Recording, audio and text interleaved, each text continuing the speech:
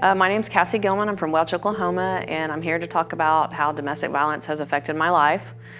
I have been in and out of domestic violent relationships since I was 16, which is, a lot of people don't think teenagers go through that, but they do. The first 3 serious relationships I had was domestic violence of one form or the other. I was engaged at 18 and in a relationship where not only was it violent, I was stalked, harassed, my house was vandalized, broke into, and I was actually physically raped by my own fiance. And so it was years of abuse.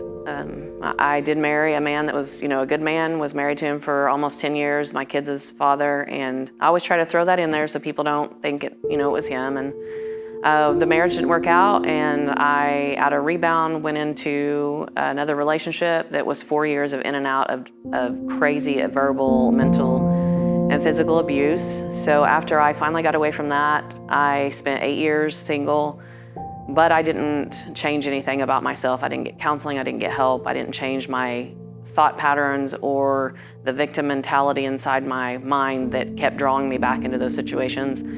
So I went into a relationship and was dating for a year and even saw the signs, but tried to excuse those because I still didn't realize that I deserved better. And I got married and lived a year of violent eruptions and rage, threatened to run into trees on the road, probably 3 weeks after marriage, pushing, shoving, hands around my throat kind of deal. And it just escalated to I almost had my arm broke on the last incident.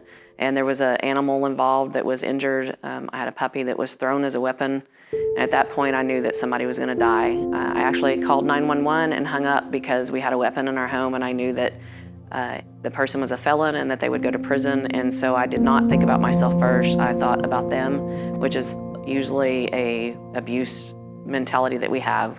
We don't put ourselves first. So I did end up leaving after that situation, and I got into Oklahoma, got away from the situation, and I reached out to the Community Crisis Center. I've been through some counseling through church, as well as some sessions that the Community Crisis Center gave me, and my life is totally different. I'm learning boundaries. I'm learning that, it's not okay not to be verbally, mentally, financially, or any way in an abusive situation.